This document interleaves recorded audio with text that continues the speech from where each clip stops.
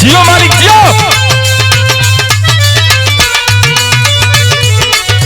क्या बात है।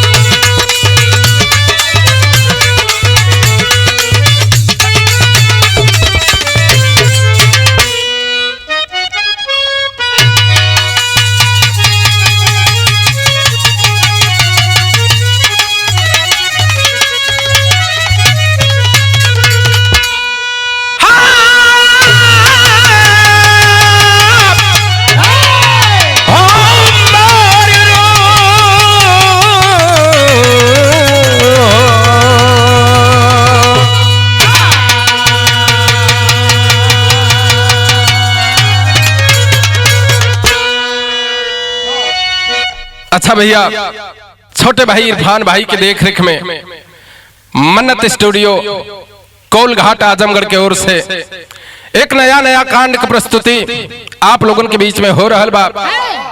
उम्मीद बा, भरोसा बा, जैसे आप लोग अपने भाई के हर बिरहा के प्यार दुलार देवे के काम करेला, वैसे ही आज ये बिरहा के भी आप लोगों का आशीर्वाद स्नेह मिली।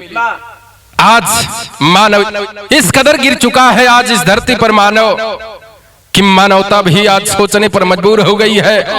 हाल ही में आपने देखा पेपर पत्रिका और मीडिया के माध्यम से मणिपुर की हिंसक घटना, जिसने लाखों गरीबों को घर से बेघर कर दिया और बहन बेटियों की आबरू को किस तरह से तार तार करने का काम किया गया।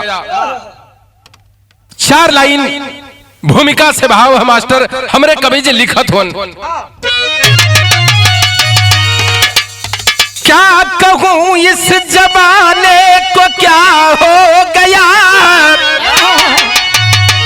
प्यार अपनत्व की तो बलि चढ़ गई, कच्चे धागे से रिश्ते संवारे गए, गंध दुर्गंध में है कली बढ़ गई, क्रोध में निज भवन आज जलने लगा, बन के मतहीन मानव बहकने लगा, कुंज कैलाश कैसा ये पुरुषार्थ है, क्रूरता देख रिश्ता यकने लगा।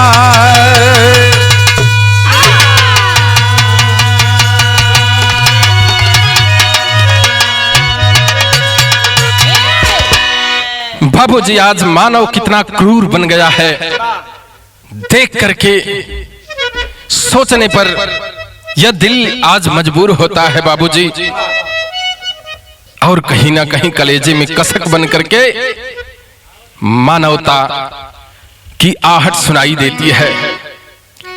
यहां बिरहा में हमरे कवि जी एक थे गजल लिखत होन, जैसन कि आप लोग जानेला हम हर बिरहा में कुछ न कुछ नई गजल देवे के कोशिश करीला। यहाँ एक लाइन नई गजल हो मास्टर, संकेत हो।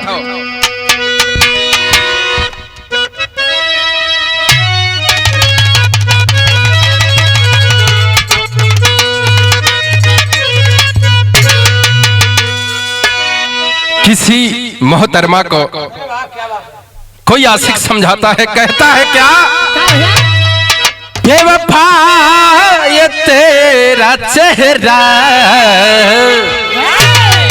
बेवफा ये तेरा चेहरा,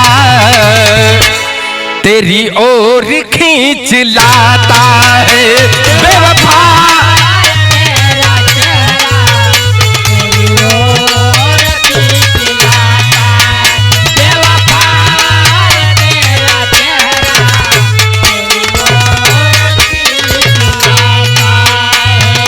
जब जब भुलाना चाहूँ तो, जब जब भुलाना चाहूँ तो तेरा मिलना याद आता है, बेवफा ये तेरा चेहरा तेरी ओर खींच लाता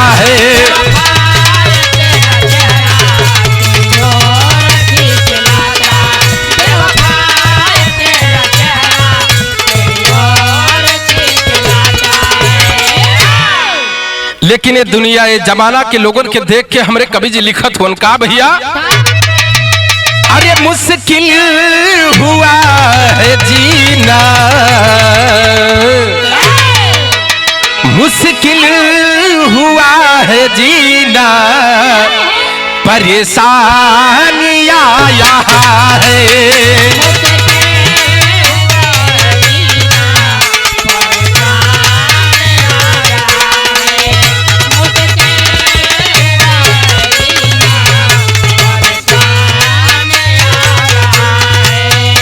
अरे नियत नियत पे आती है, नियत नियत पे आती है, नादानी आया है, मुश्किल हुआ है जीना, परेशानी आया है।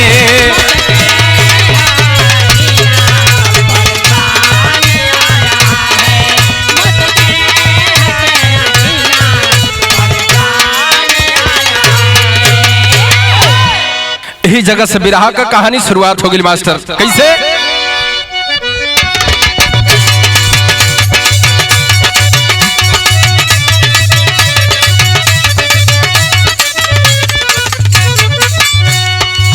कहीं ये प्यार भी तकरार बने लाचार हुआ, रिश्ते टूट गए आदमी बेकार हुआ।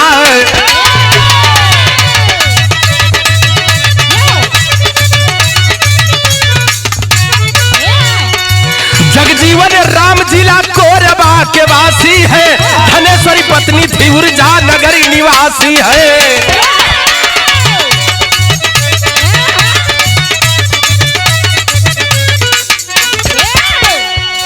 भैया हो छत्तीसगढ़ प्रांत के अंतर्गत एक जिला पड़ेला, जौने जिला का नाम कोरबा बतावल गई।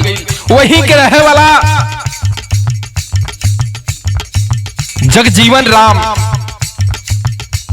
कोरबा जिला पड़ला। ये भैया ऊर्जा नगर कॉलोनी में निवास कर रहे हैं, छोटा सा परिवार है। जिंदगी खुशी खुशी बीत रही है। तब भइल का 24 मई सन 13 की समैया हो, हुई है शादी, सुनो बज गई सानैया हो।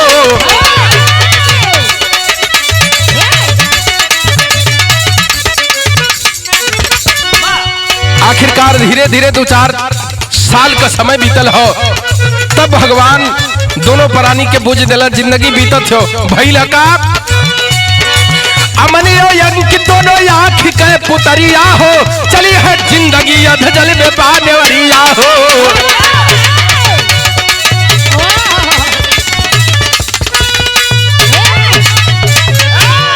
दोनों प्राणी खुशी खुशी जिंदगी बितावत होन। दोनों लोगन के बीच में मालिक दूठे औलाद दिलन, जौने में छोट बेटा का नाम अमन और बड़का बेटा का नाम अंकित बतावल गई ले भैया। लेकिन धीरे धीरे जब 2-4 साल का समय बीतल, घर का मुखिया जेकर नाम बतावल गई जगजीवन नाम, कुछ ही दिन बीतते बीतते बाबूजी थोड़ी सा गलत संगत में पड़ गईलन, कुछ गलत प्रवृत्ति के लोगन के बीच में पड़ के, और जब गलत संगत में पड़लन हाँ तो एगो लत धराइल। उलत कवन हो? दारू वाली लत। दारू पीना शुरू कर देता है बाबूजी, और धीरे धीरे इतना पिए लगलन कि पूरे तरह से दारू का आदी हो गईलन। आज जब आदी हो गईलन, एक दिन शाम का पहरा हो, दारू पी के घरे आलो हन, दुल्ही समझावत है एगो बात कहलस, यहाँ गीत लगल।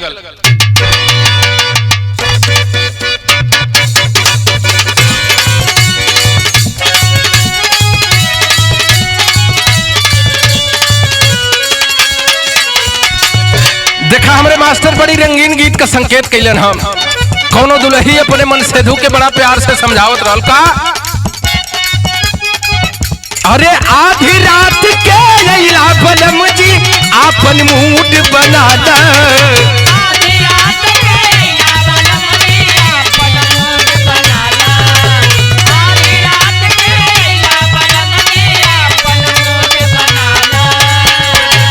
चढ़ल जवानी के कुइया में खम से डुबकी लगा दा।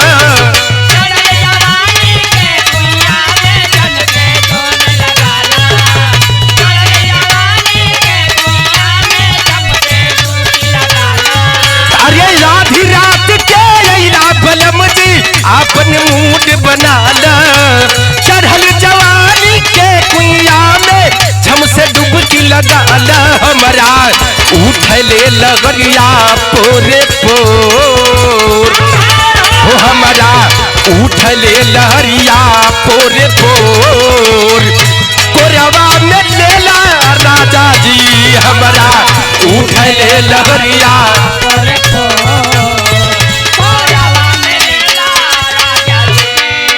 लेकिन आज जगजीवन राम का पत्नी जेकर नाम धनेश्वरी देवी बतावल गई अपने सैया के समझावत है ए सैया तोरे ही सारे पूरा परिवार चलला अगर ऐसे रोज रोज पी के ई बात जिंदगी कैसे कटे कहत है का अरे पिए ला दारू भैला उपारू अपन रगन सुधारा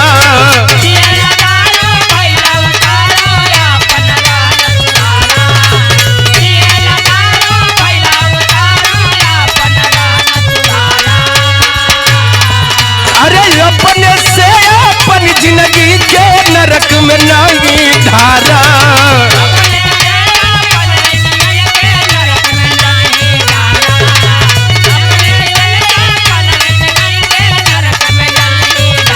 अरे पिए ला दारू भैला उबारू अपन रहन सुधारा अपने से अपन जिंदगी के नरक में नहीं धारा ये रजऊ तोहरा पीछे बाटे परिवार रजऊ तोहरा पीछे बाटे परिवार तनिका समारा राजा जी रजऊ तोहरे पीछे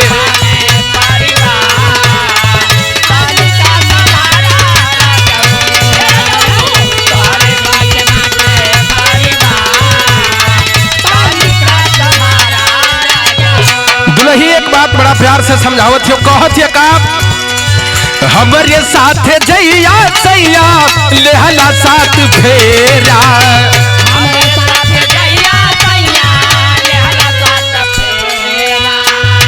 जिंदगी जोर भैली अनुपम जोरा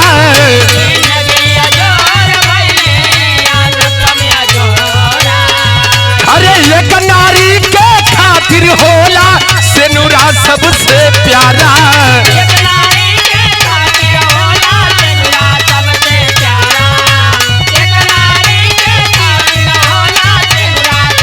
अरे जगमगात जिंदगी के मिल जाता हो सैया सहारा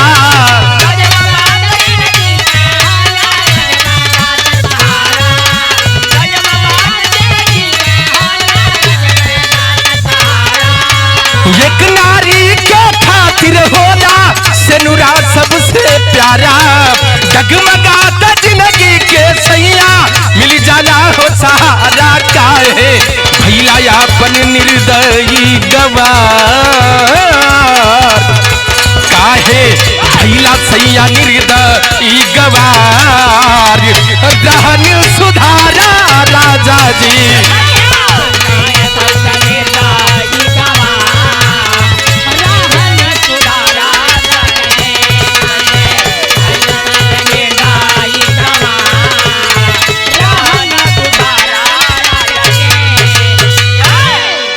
दुल्ही अपने मन सेधु के बड़ा प्यार से समझा के और खाना पीना दे के कैसो कैसो खियौली हम और खिया के ले जाके भैया चारपाई पर सुता दिलिन रात बीतल सबेर भइल ऐसे ही करत कुछ दिन बीतल हो और कुछ दिन के बाद एक दिन भैया दोस्तों की संगत में पहुंचा है और दारू का पैक चले लगले भैया और पी के जब अपने घरे अइलन ह दुल्हन के तरफ इशारा करत हुन शिकारी आंखों से देख रहा है आंखें लाल है और फटकार करके कुछ कहना चाहता है यह एक लाइन गीत लगत हो मास्टर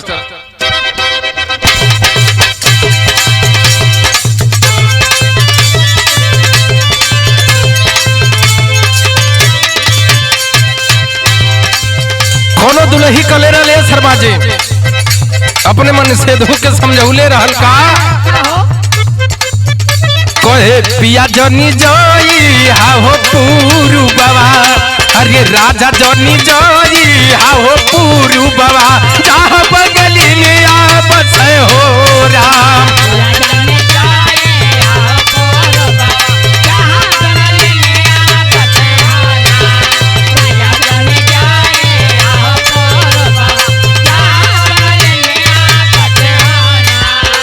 लेकिन आज बाबूजी दारू के नशे में धुत होकर के और जगजीवन राम जब घरे आइल हो तो खरत का है यहाँ लिखत को हमरे कवि जी। अरे एक दिन पियले बाहो मुदैया आयो राम पियले बाहो मुदैया बन के कसैया चलले ना।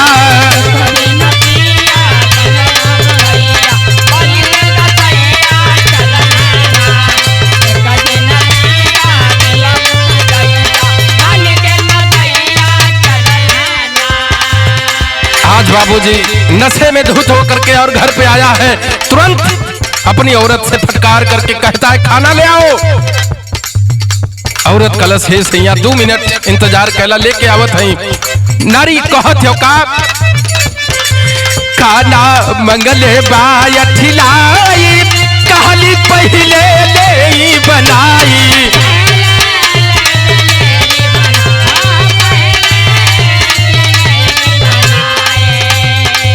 खाना मंगले बाय खिलाई कहली पहले ले बनाई।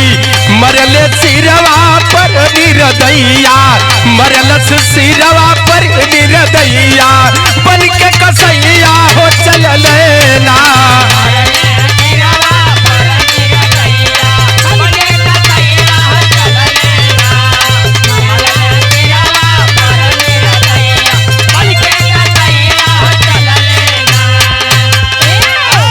आखिरकार दुल्हन जो ही कहती है कि सैया 2 मिनट इंतजार करा खाना बना के लेके आवत है।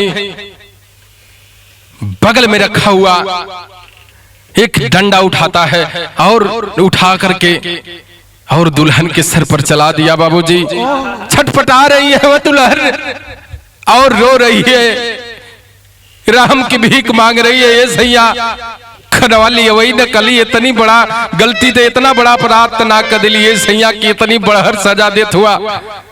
रो रही है और हाथों को जोड़ करके कि विनती करती है वह भला कभी जी विदेशिया में लिखत हुआ।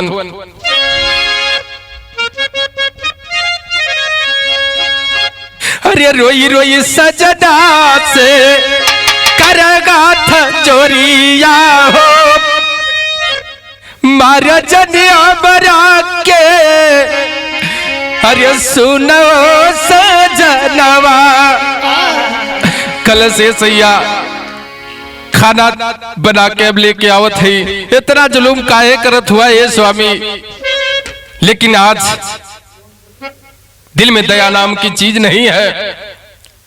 लेकिन दुल्हन बार बार इशारा करती है क्या खनवा बनाई ले बे तो के खियाई ले बे। अरे कर तू राम जवाब बाट को सुगनवा। कल से सैया बस 2 मिनट का समय लगी हम खाना लेके आवत हैं। ऐसा जुलुम मत कराए स्वामी। लेकिन नसवा में चूर पापी अरे सुन नायर जिया अरे जबरी दबाव लागल दैक कर दनवा। सोर गुल सुन के दूनो बेटा आई कई नयो। अरे माई के हालत देखी दौड़लन सुगनवा। आखिरकार चवई वयबला धरती पर गिर करके और चटपटा रही है बाबूजी। शोरगुल सुन करके और माँ की चीख पुकार को सुन करके दोनों मासूम बच्चे भागते हुए आते हैं। कलन है पापा मम्मी के काहे खातिर मारत हुआ है पापा मम्मी खाना बना के लिए वही तो कहत रही इतना बड़ अपराध तो ना कर दिलिए पापा की ऐसा बड़ सजा देत हुआ मम्मी के छोड़ दे पापा छोड़ दा नहीं तो मन मासूम बचवा मम्मी के बाद के करे डाड़े लगल जाइए पापा। आखिरकार रो करके और दोनों बच्चे फरियाद करते हैं कैसो कैसो जान बचा करके आज बिलख रही है वह भला नारी और जा करके घर के एक कोने में जैसे कोने का बिलरिया बन के भैया सुत गई। लेकिन आज पापी के दिल में यह है भैया कल जला की दारू चवन न करा दे। आज मनाने तक नहीं गया कुछ भी नहीं कहा कलेजे में रहम नहीं आया बाबूजी और अपनी आदत सुधारने के बजाय फिर से चला है संगी साथियों की टोली में। तब कवि जी तरज लिखत होन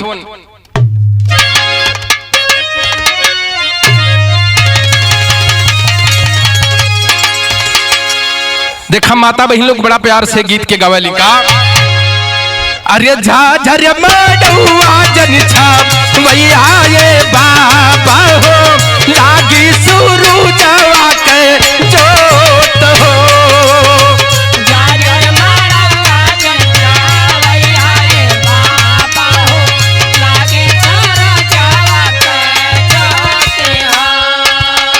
लेकिन आज चला है फिर से अपने साथियों की टोली में। तब हमारे कवि जी लिखलन का कृष्णा नगर में संगी सथियन के संगवा हो कृष्णा नगर में संगी सथियन के संगवा हो दारू पियला धुआंधार हो कृष्णा नगर में संगी सथियन के संगवा हो दारू पियला धुआंधार कृष्णा नगर में संगी सथियन के संगवा हो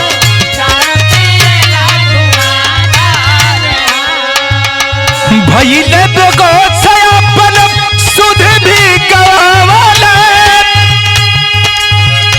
अरे गोपी तुषार उनके घर भेजवले घरवा में जाके पापी घरवा में जाके पापी जुर्म ढहावे लगले घरवा में जाके पापी जुर्म ढहावे लगले सुने ना ये कहूँ पुकार हो घरवा में जाके पापी जुर्म ढहावे लगले सुने ना ये कहूँ पुकार हो घरवा में जाके पापी जुर्म ढहावे लगले सुने ना ये कहूँ पुकार हो। बाबूजी फिर से दूसरे दिन दारू के नशे में घर पहुंचा है और वही सितम ढहाना शुरू कर दिया बला के ऊपर। बर्दाश्त की भी हद हो गई बाबूजी। उसी इलाके का रहने वाला जिसका नाम गोपी तुषार बताया गया बाबूजी कुछ मनबड़ किस्म का था बदमाश प्रवृत्ति का था। कुछ लोगों की मदद से दारू के नशे में उसको घर पहुंचाता है और जब फिर से घर जाके नारी को मारना शुरू किया दुल्हन के जब प्रताड़ित करने लगले भैया अगल बगल का लोग जुट गईलन और वही रास्ता पकड़ करके गोपी तुषार भी जा रहा है। देखला जब घरे पर भीड़ गयल हो और पजरा गयल तो जाके लोगन के अलगा कैले समझा बुझा के सबके एने उन्हें हटौलस। आज भले ही नशे में है ऐसे कल जला की नशा में आदमी अपन माई बहन ना गरिया सकत मन बढ़ई कराला। जब देखला सा गोपी तुषार के ओकर नशवा उतर गई सोचे लगल सरवा बदमाश कवन भरोसा दो चार रात खींच दे। लेकिन आज नशा थोड़ी सा कम भइल और जा करके और घर के बगल में रखी हुई चारपाई पर लेट गया सो गया। और जब लेटल है ये भैया यार नारी अपने बचने का उपाय सोचने लगी।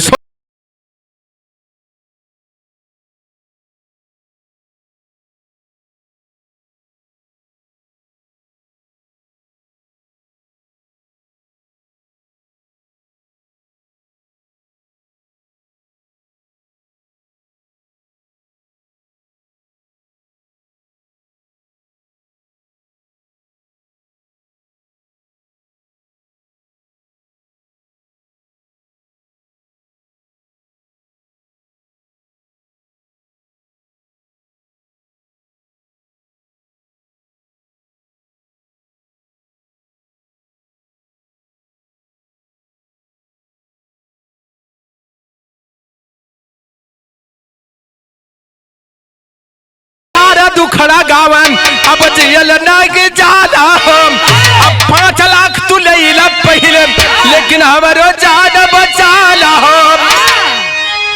आखिरकार एक दिन फोन लगाती है उसी बदमाश जिसका नाम गोपी सोनी बताया गया बाबूजी।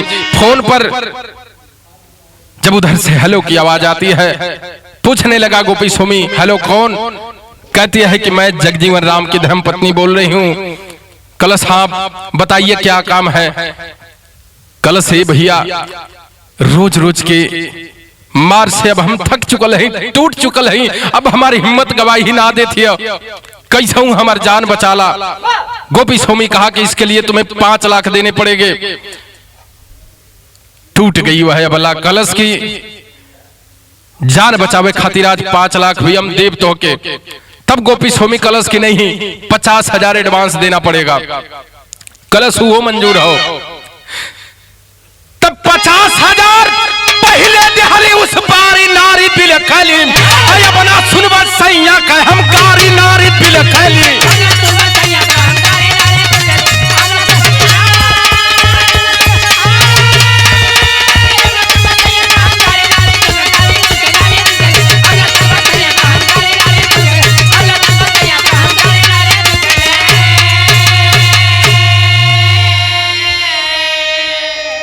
आखिरकार पति के जान का सौदा करती है उस गोपी सोनी के साथ में।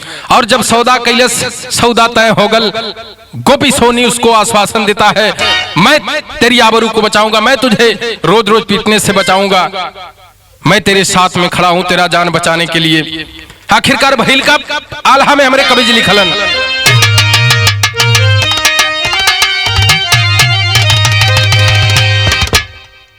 अरे जब धरतिया जवान अरे जब बलगवा भैया बहुरंगी दुनिया बात संसार। सात फेरा वाली आज बतिया भुलाई हो गई, अपने ही हाथ कैली बगिए उजागर। योजना बना के गोपी सोनी चली बहिले भैया, निदिया में सुतल रहल पूरा संसार। एक रात गोपी सोनी चला है जगजीवन राम के जान को मारने के लिए। भैया पूरा परिवार सुतल हो, रात के 11 बज रहे हैं। और जब पहुंचल जगजीवन राम के घरे तक कैलाश का किल्ली खटखटाया खुश पहले गुजरिया बाबू।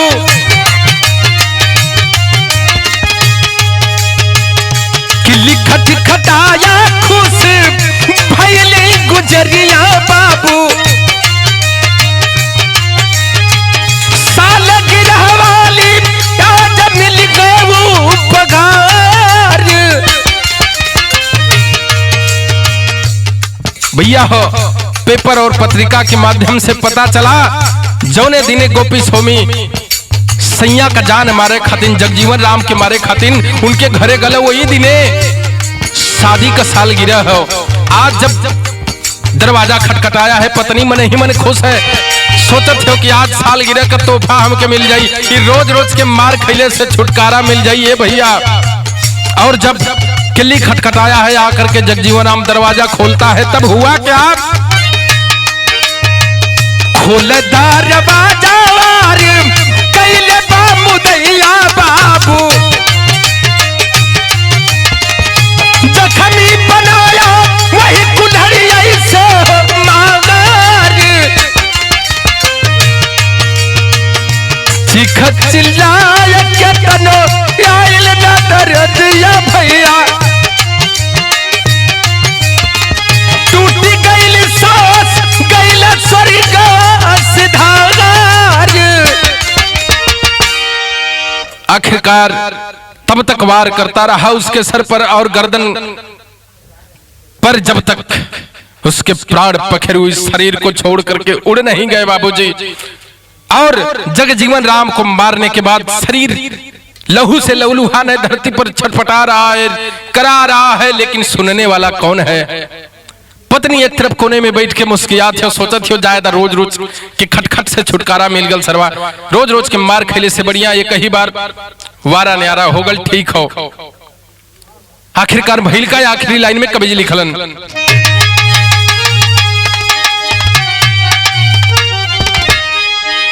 तय अपने हाथे ज्योतिया चरवलु रनिया, चमकत मांगी के सनहुरवा चरवलु रनिया।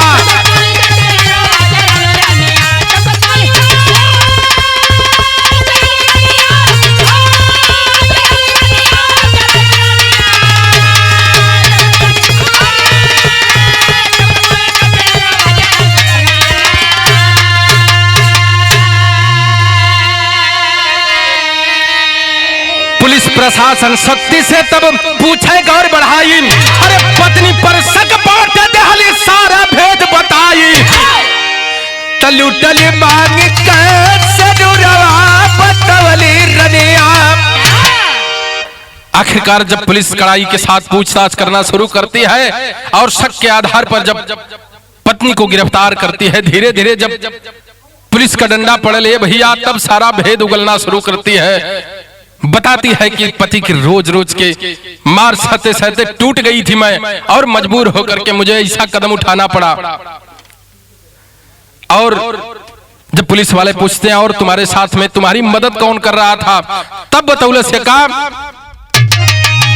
तो धनेश्वरी के साथ गोपी गई पकड़ाई, अरे जाल खनवा में असिया बहाई।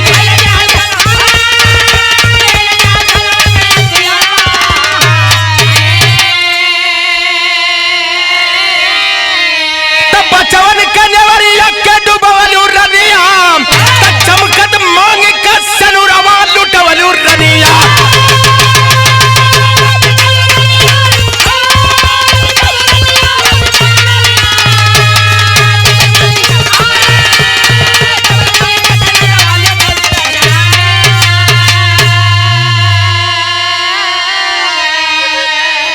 आखिर पुलिस प्रशासन के लोग दोनों अपराधियों को हथकड़ी लगा करके और थाने की ओर लेकर के चले हैं, और मुकदमा चला। और मुकदमा चलने के बाद दोनों अपराधियों को सजा सुनाई गई। आखिरी लाइन में भाव है, गुरु बिहारी गुरु गणेश गुरु रामलाल नरेश, राज नारायण रहम करो न कहते कबीर रमेश, सिंदूर की लाली काली पड़ गई,